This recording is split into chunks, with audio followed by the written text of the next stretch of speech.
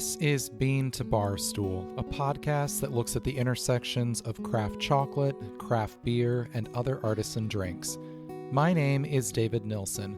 I'm a professional drinks writer, an advanced cicerone, the author of Pairing Beer and Chocolate, and the creator and host of this show. The music for this episode is by my dear friend, indie folk musician Anna P.S.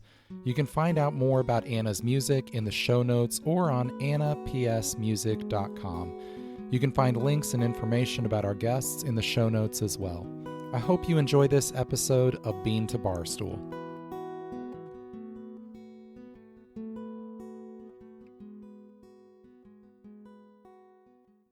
Hey everyone. I often get asked about my favorite beer style to pair with craft chocolate, and I usually try to sidestep the question by offering a style or two that will be the most surprising. Favorites change and are highly subjective, so I think it's more valuable to ask which beer styles are most versatile for pairing rather than trying to pick a single favorite style, because that's going to change based on the day and my mood. Pairing beer and chocolate isn't always simple or straightforward, so having types of beer in the fridge that can work with a variety of chocolate bars can be really helpful, especially when you're starting out and just playing with pairing combinations. So here are the styles I would recommend to have on hand for home pairings, particularly if you're just having some friends over and want to try some beers and chocolates together without too much strategy and worry. So between the ones I'm going to share in just a moment, you'll be able to find a dance partner for the majority of craft chocolate bars. So here are what I consider to be the 5 most versatile beer styles for pairing with craft chocolate. Number 1 is English barley wine. This is the most versatile chocolate pairing beer style there is.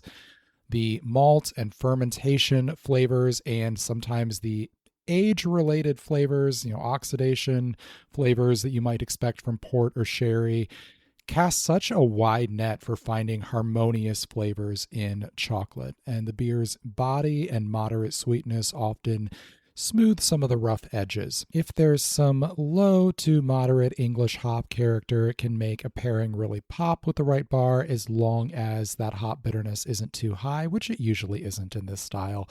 Sometimes English barley wines are barrel-aged. Barrel-aged or not, this is, like I said, the most versatile, most flexible beer style for pairing with craft chocolate. So you can grab something like J.W. Lee's Harvest Ale, which is an actually British barley wine that is just an amazing beer and can be had at pretty much any age.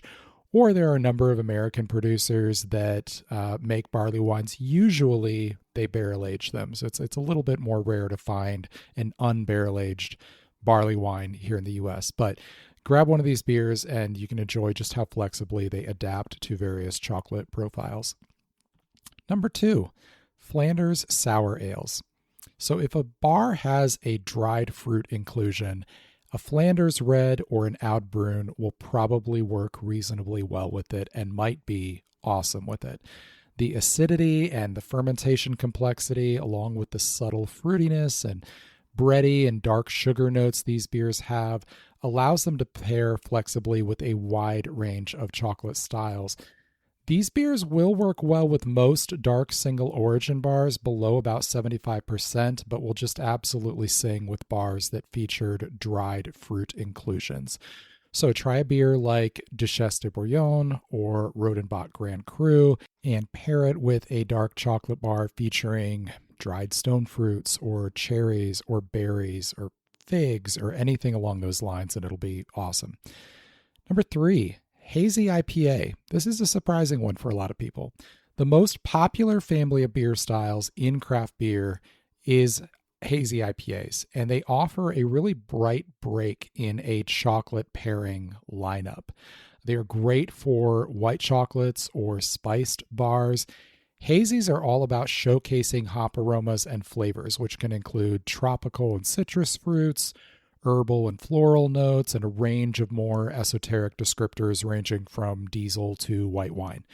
Their soft bodies and usually lower bitterness than old school IPAs allows those flavors to sit at the forefront without being without competing with hop bitterness.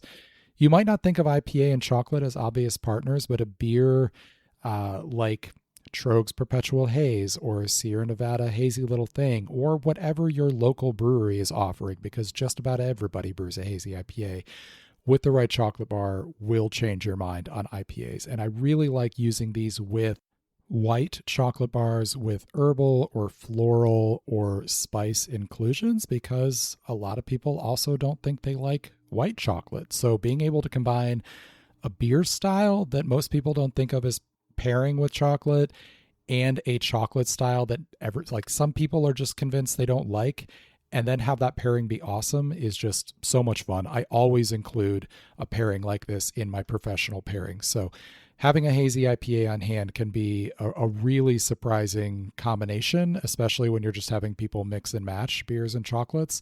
There's going to be a few pairings that are going to be fantastic with this style. Number 4, Belgian Dark Strong Ales. So if you have a single origin dark chocolate, give it a try here. Single origin bars can be difficult to predict pairings for with a lot of beer styles, but Belgian Dark Strong Ales, most of the beers in this category are often called quads or quadruples. We can use those terms interchangeably for the most part. These beers have notes of caramel and dark bread and dark fruit, and it allows for a lot of flavor bridges to a range of chocolates. They're fairly strong beers. That alcohol strength and a perception of sweetness can help to bridge some gaps as well. Not every combination is going to work, but if you grab a beer like Chimay Grand Reserve, which is their blue label, or Rochefort 10, or St. Bernardus Abbot 12, or whatever your local brewery has, if you are fortunate to have a local brewery that is doing Belgian Abbey styles. Grab one of these beers. They often have the flexibility and range of flavors to find good companions in single origin dark chocolates in like the 70 to 80% cacao range, particularly fruitier or brighter origins that can sometimes create some issues when you're trying to find a pairing for them. And then finally, Baltic Porter, or really any lower bitterness porter or stout style. This is the cleanup beer in the lineup that fits wherever the others don't. Baltic porters have a much gentler roast profile, lower bitterness, and in many ways a more complex malt presentation than most other strong porters or stouts, and they cast a wide net in pairing situations and can work solidly with a wide range of chocolates, which makes them good to have on hand for impromptu pairings. So well-brewed Baltic porters can play well with a wide variety of mid-percentage single-origin dark chocolates or mid-intensity bars with a wide range of inclusions. These are great utility pairing beers to have on hand. It isn't the most common style, Baltic Porter, so a milk stout, an oatmeal stout, an American porter, they can all fit in this spot as well, as long as their hop bitterness isn't too high. The pairings you find with these beers might not be the single most mind-blowing pairing you have in the lineup, but like I said, they're good utility beers to provide a good pairing if one of the other styles doesn't work out. So grab a beer in each of these styles and an assortment of craft chocolate bars and invite some friends over for a pairing. On the Bean to Barstool site, I have a guide for hosting a beer and chocolate pairing at home that walks you through everything you need to do, and that can range from just a casual pairing where you're having some friends hang out and try different things together, or a more guided pairing where you actually create pairing courses of this chocolate with this beer. Whatever you want to do, you can check out my guide on the site and it'll help you through that. Take some notes, encourage everyone to relax and have fun, and be sure to tell me how it goes if you do. Hope you enjoyed this bonus episode of Bean to Barstool. Thanks for listening. Cheers.